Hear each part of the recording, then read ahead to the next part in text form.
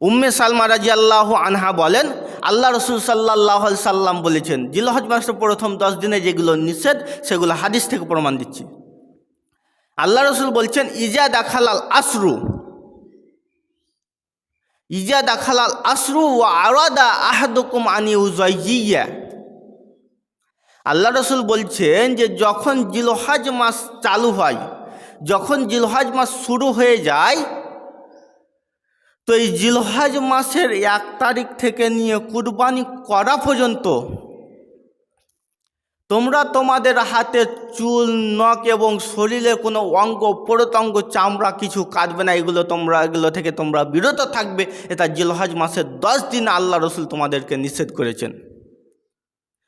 করেছেন যে চুল, নখ, শরীরের কোনো অঙ্গ প্রত্যঙ্গ কাটা যাবে না এই 10 দিনে। এটা হাদিস থেকে নিষেধ। এখন প্রশ্ন হলো যে এই বিধানটা কার জন্য? যে ব্যক্তি কুরবানি করবে তার জন্য, না সকলের জন্য এই বিধানটা? বিষয়টা ভালোভাবে বুঝবেন। এই বিধানটা আল্লাহ রাসূল সাল্লাল্লাহু আলাইহি ওয়াসাল্লাম খাস করে দিয়েছেন, মানে নির্ধারিত করেছেন যে ইজা আরাদা আহাদুকুম আন ইউযায়্যিয়া, অর্থাৎ যে ব্যক্তি কুরবানি করার ইচ্ছা করবে, ইচ্ছা করবে।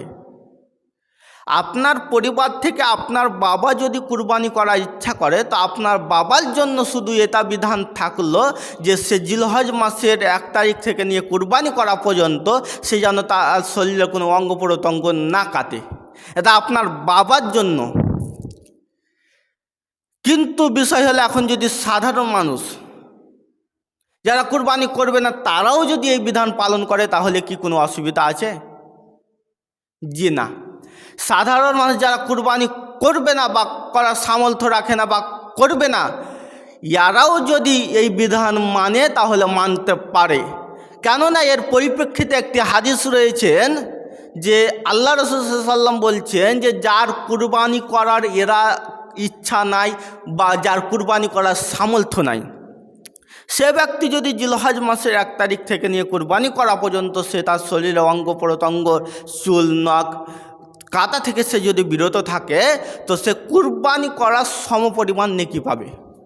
অর্থাৎ হাদিস থেকে আমরা বুঝতে পারলাম যে এই বিধানটা আল্লাহ রসুল কুরবানি যে করবে তার জন্য বলেছেন। এখন বাকিরা যদি করতে চায় তাহলে করতে পারে, কোনো অসুবিধা নেই, অতএব করাইবে। কিন্তু জিলহজ মাসে 10 দিনে মাংস খাওয়া যাবে না, এটা কোরআন হাদিস থেকে প্রমাণিত নয়। কোরআন হাদিস থেকে প্রমাণিত এটাই যে শরীরের কোনো অঙ্গ প্রত্যঙ্গ কাটা যাবে না। কাজেই আপনারা এই ধারণা থেকে বেরিয়ে আসার চেষ্টা করবেন। আল্লাহ যেন তৌফিক দান করেন।